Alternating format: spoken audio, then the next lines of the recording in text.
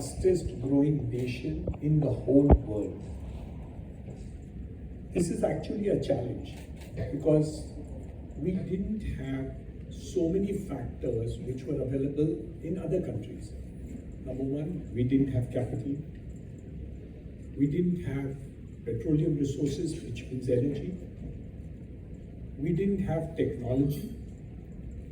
And we didn't have skill sets. So we were deficient in many ways.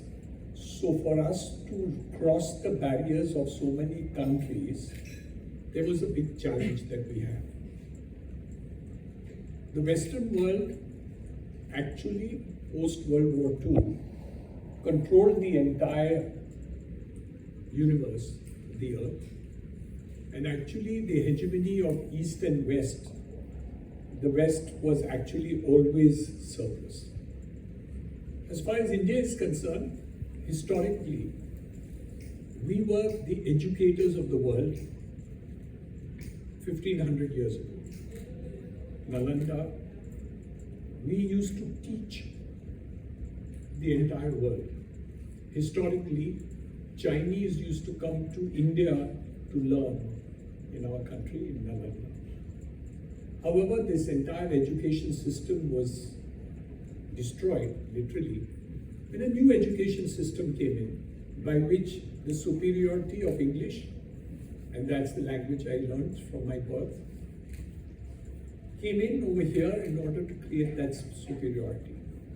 So we lost a lot of that education process.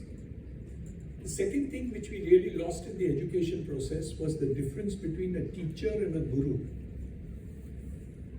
In the earlier nuances of India, the teacher was not just a teacher, he was a guru. You paid obeisance to him and you learned from him. Today, we don't respect the teacher to the extent to which we just use him as a vehicle to pick up information and knowledge. This is the change which has taken place. So we were really challenged in order to see that the growth of India moves out of that problem and move to the rest of the world. Chinese were the first to actually effectively do it. And in the last 2 decades, the Chinese growth rate has been exponentially faster than the rest of the world. Now I want to delve into the real estate part of it and not give you the whole history because you've not come here to hear history. The double-digit growth of GDP in China was only during the time that they focused on real estate and infrastructure. They solved their unemployment and poverty problem in China because they moved people from agriculture and moved them into the base of infrastructure, housing, and manufacturing. In reality, 60% of the people who moved into this sector moved into infrastructure and housing. 40% moved into manufacturing. So what really happened is, it is in that period of time that China made a rapid growth of GDP into the whole thing. Look at what the situation is today. Why is that we are having that rapidity of growth of GDP in India as distinguished from all the other countries in the world? Why are we moving so fast? What is it that actually is happening below the ground which causes this rapidity to do? And that is infrastructure, and that is going to be housing. So if we have to move from 6.2%, which is the GDP at present in this year, and we want to go to 8, 9, and 10, the focus on housing and urban infrastructure, rural infrastructure, national infrastructure will still have to be further growth. Fortunately for us, in the last 10 years, we have seen a rapidity of growth of infrastructure beyond my imagination. For example, we have growth from 2 kilometers of national highway per day we now touch 35 kilometers of national highway per day that we construct. In a period of 5 years, we will double the number of airports in India. Double the number of airports in India. Before the second airport in Mumbai region is getting completed, we are proposing a third airport in the Mumbai region. Before the second is operational. Because we knew that even the first airport took 75 years to get exhausted. The second airport will get exhausted in 15 to 20 years. Means the capacity requirement is going to go to that extent. Mumbai, the richest city in the country, has 50% of the population even today living in jhopatpattis.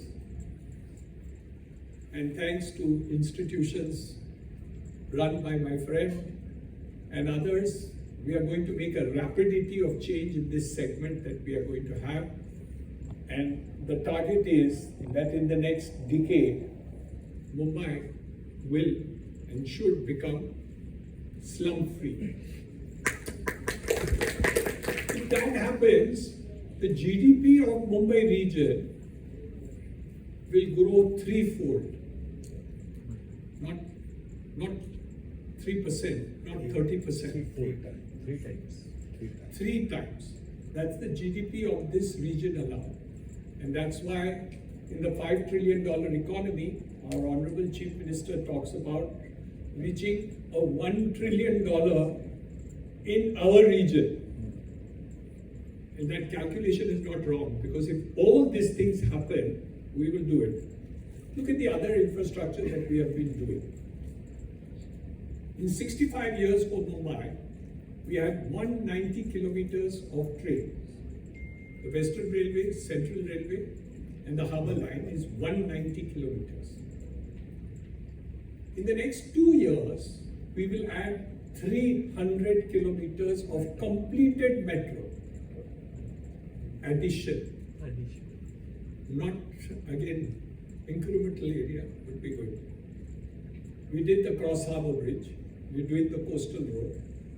That coastal road will go right up to Vande Virar. But today, its target is to do it up to Borivali and that area, connecting to the Thana Ghodbunder Road connectivity, and then probably a further ring road coming on the external side. We have the new airport and we have the Cross Harbour Bridge.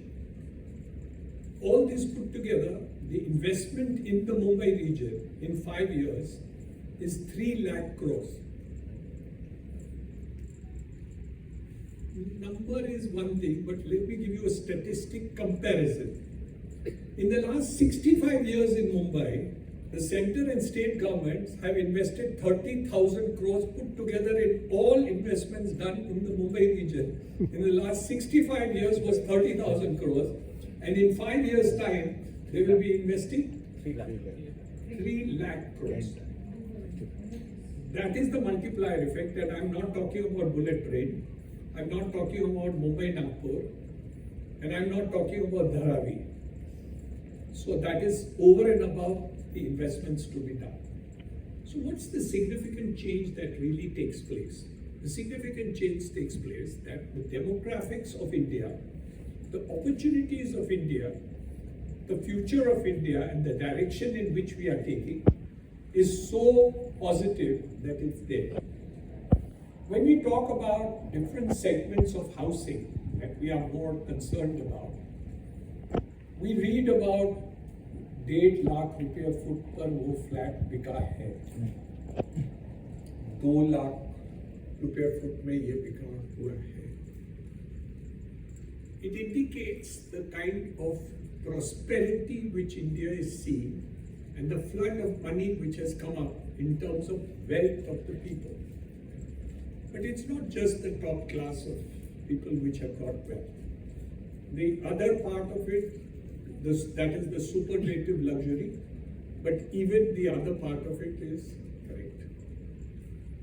Niranjan Hiranandani is very proud, 40-year-old company, हमें market के बारे में सब कुछ जानकारी है। संजय जी, गोयंका जी, सब लोग मेरे लिए बहुत अच्छी तरह से बोले।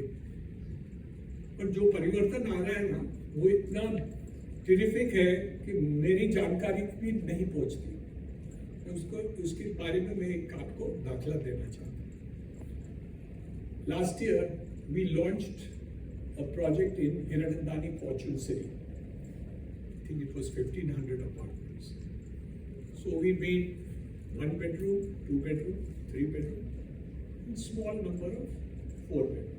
And we estimated इतने 1 bedroom बिकेंगे, क्योंकि इतना अनुभव है ना, जानकारी है, हिरानंदानी को इतना जानकारी है कि ये मार्केट ऐसा है तो इतना बिकेगा. So 1 bedroom so many, 2 bedroom so many, 3 bedroom so many, 4 bedroom so many. 8 months, 9 months, 10 months later, हम रिव्यू किया, हमने जो एस्टिमेट किया था और क्या हकीकत में हुआ. 2 bedroom we sold 120% of our estimate. 3 bedrooms we sold 250% of our estimate. 4 bedroom we grew but not much. 1 bedroom we sold 20% of my estimate. तो हम नहीं बोल रहे हैं कि ये जो साउथ बॉम्बे और जो 2 लाख रुपए फुट की बात चल रही है वहाँ ही लोग ऊपर देख रहे हैं, ऐसे नहीं है. हर सेगमेंट में लोग चाहते हैं कि हम और बड़े these changes are taking place. So in all segments of the economy, all of a sudden, I was talking to some car people. And they said that whenever we are selling cars, even in the segment of the cars, the person who comes to buy wants a fully loaded that segment car. आपको मारुति का जो ordinary गाड़ी है वो नहीं बिकता, उसकी जो प्रीमियम मारुति है वो ही बिकता है. तो हर सेगमेंट में लोग चाहते हैं कि हमें they want something more, and this fact is that the aspirational part of the wealth and increase of wealth in the nation is coming. Every good issue has a bad problem. So it's not that we don't have a problem. Problem नहीं होता तो हमारी जरूरत नहीं होती, सरकार की जरूरत नहीं होती, मेरी जरूरत नहीं होती, आपकी जरूरत नहीं होती, किसी की जरूरत नहीं होती, क्योंकि प्रॉब्लम्स है ही नहीं. सब कुछ वाह वाह वाह वाह है, तो बात क्यों कर रहे हैं? हम तो प्रॉब्लम सॉल्व करने के लिए बैठे. भयंकर प्रॉब्लम भी है. For the first time in my whole career of 40 plus years, affordable housing sales quantum in India has fallen by 22% in the last 1.5 years. ये मेरे पूरे लाइफ में ऐसे कभी हुआ ही नहीं था. So there is a challenge as to why that segment of the economy has actually created a difficulty. So there are 2 answers to that, I presume. But unless we are not here about the problem, we are here to talk solutions to problems. So whenever we put a problem, the first thing I say is, before I voice the problem, I must tell you the solution. But otherwise, I shouldn't talk about the problem. There's no point in putting more problems on the table. There's enough for everybody. आपके पास हमेशा problem रहती है, मेरे पास तो रहती है. कुछ नहीं हो तो बीवी के पास जाओ तो प्रॉब्लम क्रिएट होती है. So what's the situation in that sense? So there are 2 things in the last 2 years which have hit the market. One was interest rates. It was 6.2 to 6.4% was interest rate of HDFC, State Bank lending for home loans in that segment, which went up to 8.7. At 20% increase the EMI at that segment, and that segment cannot afford that change. So while the rich and the middle and the upper middle could afford that 20% additional interest rate and cost, affordable housing segment could not actually match that situation. The second thing which happened is the PMAY scheme, which was giving interest subsidy up to 1.5 lakhs of rupees for affordable housing, got exhausted in October of 2023. And that has now been reinstated. So that part of the PMAY scheme has come, though it is not easily available in the Mumbai region because there is a capital cap of 45 lakhs of rupees which they have still continued in spite of our objection to even this region. So we are not able to utilize that scheme in the Mumbai region and metro cities where the price of the whole thing is. So this is a problem which we will have to tackle in the next couple of years. Otherwise, government will have to keep on getting the policies of getting zero land construction cost, doing that, which they are doing, and also give free housing for slums and others, and then prepare housing for that reason. So this is kind of, when you don't have this way to do it, you do it in this way. Because you, as a democratic country, we have to consider these objectives. The other difficulty which we have had is the fact of taxes of the government. Today, when I do redevelopment in the city of Mumbai, and I'm selling at 50,000 rupees a foot, 25,000 rupees goes to government. ये official की बात करता हूँ, unofficial नहीं कोई बोलेगा इतना ज़्यादा है तो at least that must be unofficial की बात कर रहा है, वो अनऑफिशियल सेपरेट बात है, वो हमें जिक्र नहीं करते. How is it? The additional FSI cost, the stamp duty, land under construction, TDR availability and others has caused that price. And second, the RR rates are so high that because of that reason, the tax level is also gone up. And if you sell lower than that rate, there is a penalty by the income tax both on the buyer and on the seller. So even if I want to be generous, I cannot be generous, otherwise I'm duly taxed. So that is the situation that we have come into the position. So fortunately, the government now has worked on to bypass this problem. They are working by which redevelopment is being done so that people who are living in those buildings and society get advantage of it. People who are in slums are entitled to get this part of it and all. So still the middle people are getting stuck because they are not getting the free houses and all, and they are stuck with the higher prices which Mumbai region and other areas are getting done. But fortunately for us, the peripheral areas are now going through enormous growth stories. So you don't get it here, and with transport available, metro available, connectivity getting improved, even distant areas are now going to become much more accessible. So for instance, if you look at Panvel, which is just 1 hour, and now they are putting the connectivity of the railway, which is from VT to Panvel will go up to Karjar. So you will get connectivity on this side, and you have already got connectivity on the western side. So all that at the peripheral areas, by creating new nodes, and what the Chief Minister talks about, Mumbai 3.0, will be other areas which all will be there. Unfortunately, those areas still, infrastructure is not started. The secret is not to start buildings first and then do infrastructure.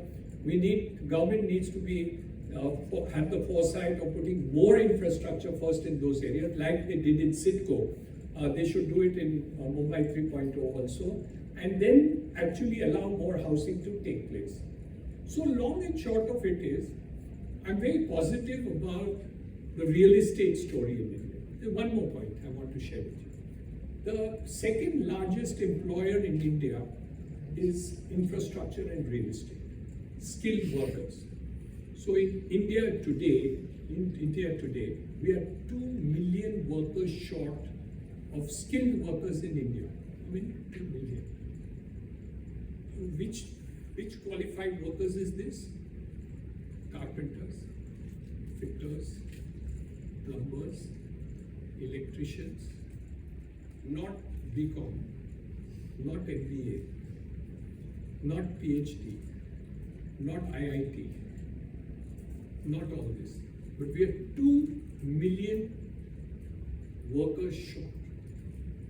If we can skill these workers and this growth of infrastructure and what we have, we will see a paradigm which will solve the unemployment problem of India.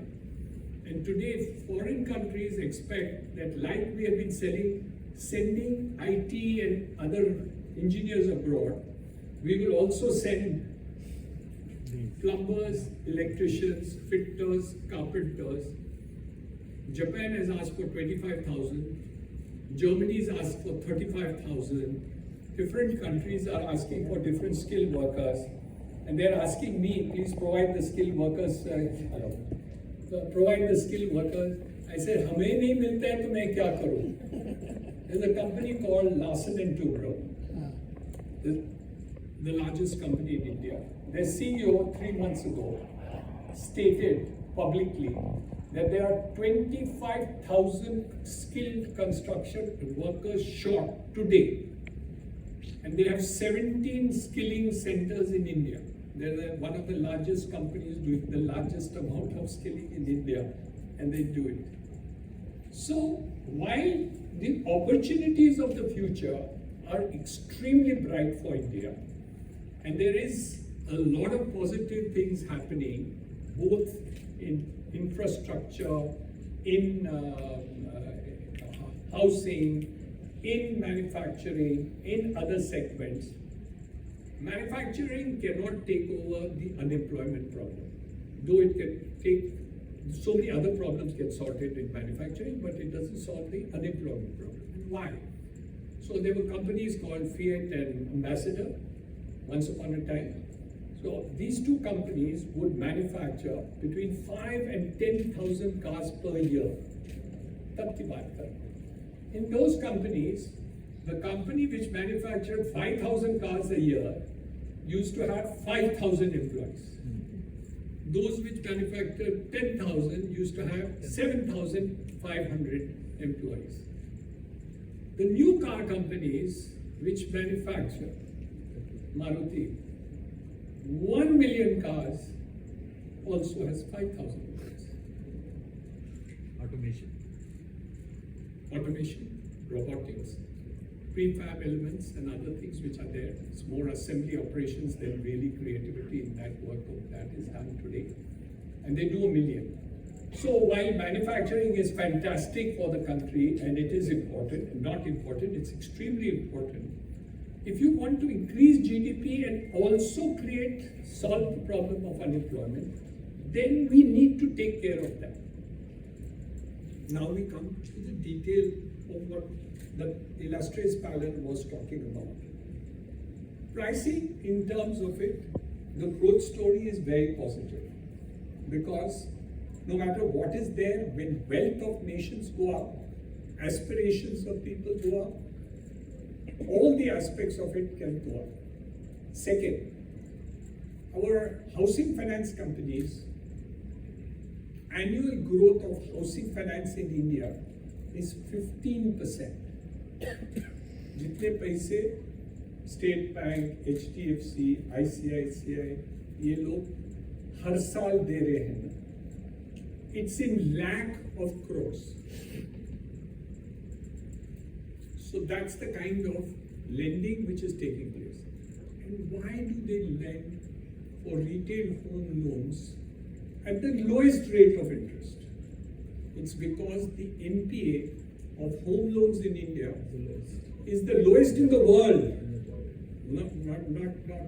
Not in India, but in the whole world, India has the lowest. It's thanks to the women. They insist that the husband should buy a house and clear the loan. कोई भी हिसाब से घर के पर बोझा नहीं रहना चाहिए. बच्चों के एकदम क्लीन हाउस देके उनको वारिस देना है. But we don't want to do that. So the growth of home loans in the country is continuing to grow.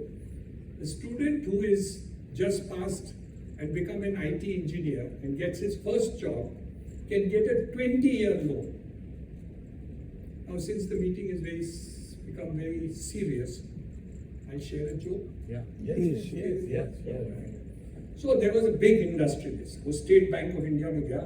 तो बोले हमको 1,000 करोड़ रुपए का चाहिए, मेरी बड़ी फैक्ट्री आ रही है, इसमें है, उसमें है. तो स्टेट बैंक ने बोले कि हम स्टडी करते हैं. उसका रिपोर्ट निकाला.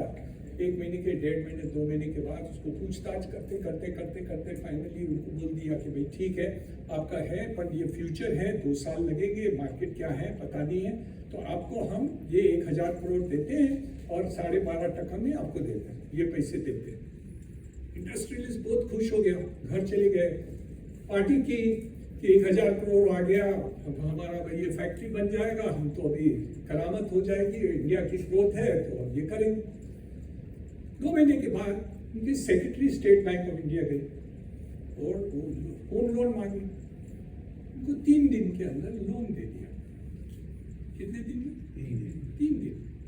7 दिन में उनका अग्रीमेंट बन गया, उनको पैसे सैंक्शन हो गए और इनको 12 साल का लोन नहीं दिया था, उनको 6 साल का लोन दिया और उनको 20 साल का लोन दिया और उनको 8% इंटरेस्ट पे लोन दिया।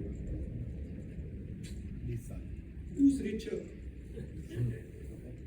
That industrialist or the home buyer? This is the joke in India. Everybody who takes a home loan today gets it at a cheaper rate of interest than anyone in the world. This was the reverse 30 years ago. We worked on it 25 years ago, and finally we managed to convince the government of India changing the foreclosure laws in India. That is what we did, and we managed to see that foreclosure even for NBFCs for home loans could be done. And because that was done, in 1 year, interest with that time HDFC used to give loans at 16.5% interest. It came down to 11% in 1 day. 1 day. HDFC almost had to close down. They charged 7% prepayment charges if you pay. Now 0 prepayment. But at that day, because the change took place and then it got done, and all the changes have taken place. So the advantage of homes in India, though they are expensive otherwise, the ability to be able to fund it. And the second thing is that it's the only capital asset a family can buy which has got interest to be tax deductible. Of course, there's a limit to it, very small limit is there. Now we're looking at the prices of things going up, but there is availability. What I'm trying to say is that housing is an important subject for India. The segmentation growth is going to continue to grow. As the country becomes richer and wealthier, this segment is going to grow. It's also dependent on local infrastructure, the extent to which is there.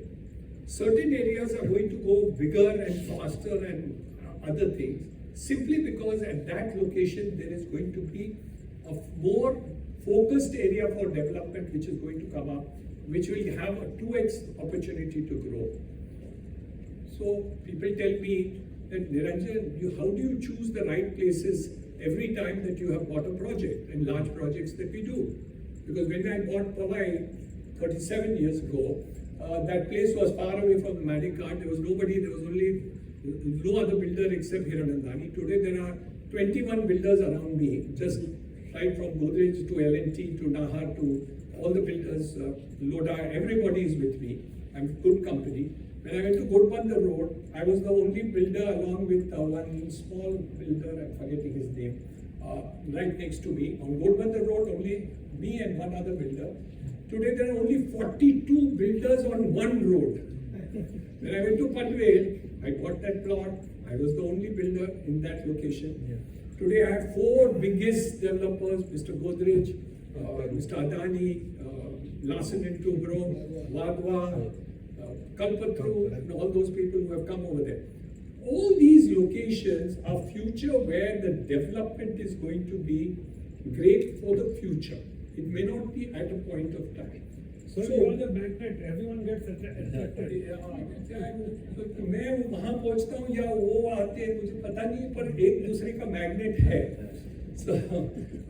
So the whole idea basically being that when we work on clusters that we really need to do, that is why you see clusters of development which are good, and in between you don't have. आपको छुट्टी पर जाना है ना, so you can go from here to Khandala, but you don't think of going to Neral, or you don't think of going somewhere there and all that. So you'll have 50 hotels in Khandala or Lonavla, and then you will have straight Pune, and then you will have Mahabaleshwar. Mahabaleshwar और पुणे के बीच में बहुत जगह है, लेकिन वहाँ कोई जाते नहीं है. Similarly, industrial clusters will be similar. holiday places. So, for instance, in Mumbai region, the next holiday place will be Alibag. So that's the way we do it. Just now there are only 1.5 hotels there. Second hotel kuch naam ka nahi, isliye main half bolt. In the next 5 years, we'll have 25 hotels. How many? 25. 4, I don't know. So the idea basically being that when we are talking about housing and real estate, it's the cluster and infra and destination points that you need to create into destinations. If you make those into destinations, then you will definitely do it. That's why when 5 builders buy, the 6th one comes because he believes that the first 5 have created the destination. So the 6th person comes in, followed by the 7th and followed by the 8th till the market goes down. That's a separate issue. So when we talk about pricing strategies that we are talking about, it's about how to create destinations that have been important. So like the government originally said, Navi Mumbai hum create kar rahe hain. It's a destination they wanted to create. And we created that by putting infrastructure, railways, all the other things, made pockets and master plan for schools, colleges, hospitals, other infrastructure was also created. And that is why Navi Mumbai grew to that area. And of course, railway and road connectivity, which was there, which was the cross hub, the bridge, which is the main bridge to go to Vashi today. And then now this second one has come. So you will see the same thing happening on the other side of the Atal bridge. In Panvel, that you will see. The difference being that in those days, because of shortage of money and unavailability of capital, the growth story was at a pace which was very low. Today, for instance, if you will see growth which will take place in these new areas, you will be astounded. In next 5 years, the population coming up in Mumbai 3.0, in 5 years will become double. In the next 5 years, which in other locations took 25 years to develop. So the growth story that you're going to see in all these new locations there, the Chief Minister wants 5 foreign universities to come into at Panvel, which is the destination which we are talking about. Adani is, of course, putting up an entire township around the airport, which we are going to do, and a kind of an aero city which is planned to be created. Of course, Dharavi is another story also, which we can talk about. So in real estate, we will see the growth in this country. We will probably lead India to go to 8% GDP in the next 2 years because of housing and infrastructure at the pace that we are doing.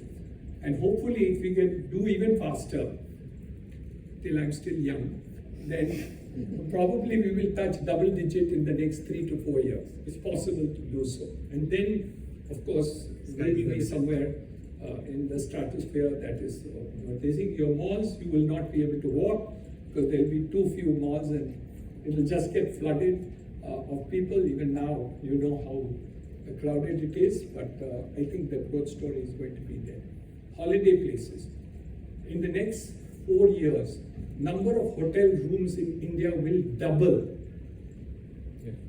In India, whole of India. That's the growth story. Number of airports will double. Planes, we have done the highest order of planes in the world. 1,600 new aircraft we have ordered for the next 4 years or 5 years. So the highest number we have. Great country, great day. Thank you for calling me. There are 1 or 2 questions that I'm happy to answer. Wonderful.